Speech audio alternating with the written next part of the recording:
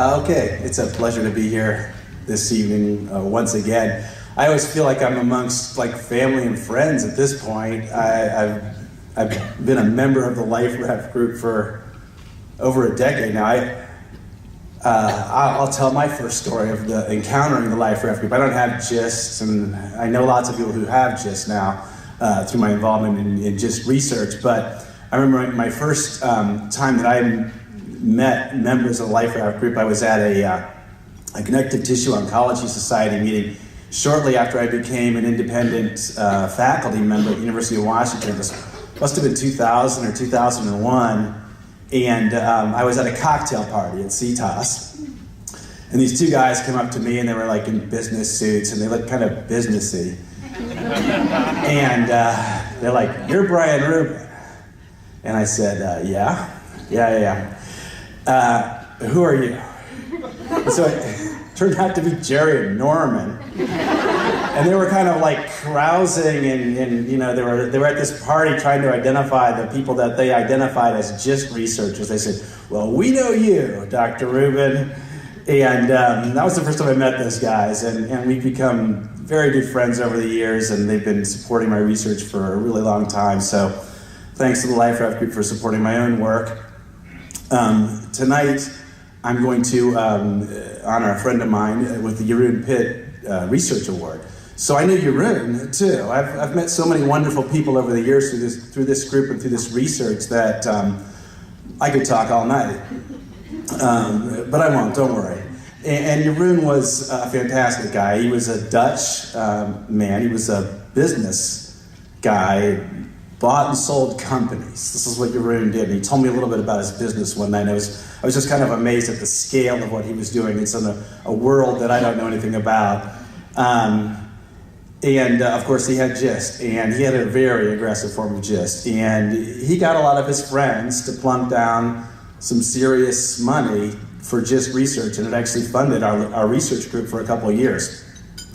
Sadly, Jeroen did not survive. He had such an aggressive form that he died well before we could even come up with ideas about how to treat him. But his legacy lives on, and I remember Jeroen every day and want to do better by him. So every time I think about Jeroen, I think he wanted to cure GIST, not for himself, but for everybody. And so he's a real inspiration to me. Tonight's awardee is Dr. Anette Duensing. You've already heard her name mentioned a few times tonight already. And I knew Annette originally. I was a postdoc actually with John Fletcher, who runs our GIST research group. And Annette kind of came in towards the end of my postdoc and immediately struck by Annette's passion for research, very bright, very interested. And of course, we had to talk her into working on GIST because there were other projects in the lab.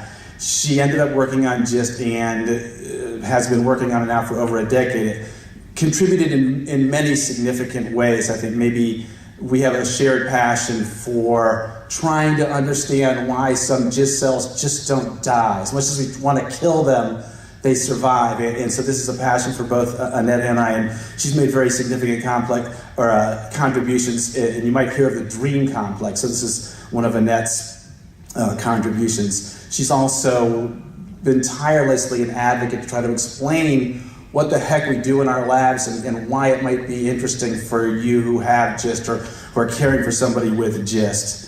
So I can really think of no better person to award this award to than Dr. Anette Duensing.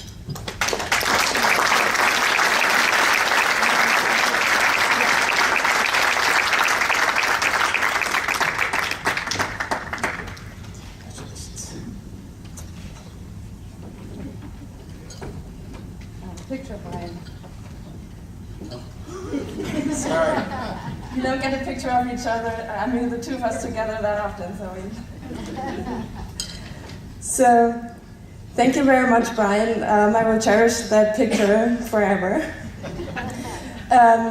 Thank you very much for presenting me with this award tonight. I'm very thrilled and very much humbled to receive this award.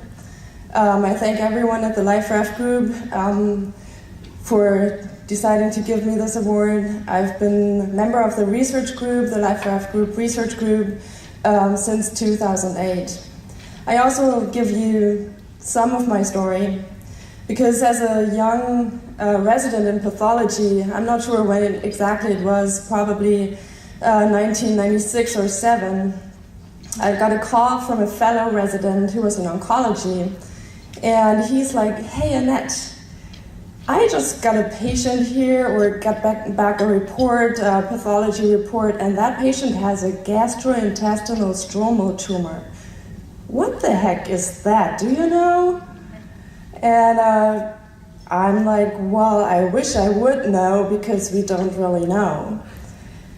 So in 1999, I started in Jonathan Fetcher's lab, as Brian mentioned, and I was not really going to work on GIST, but that's when everything fell together.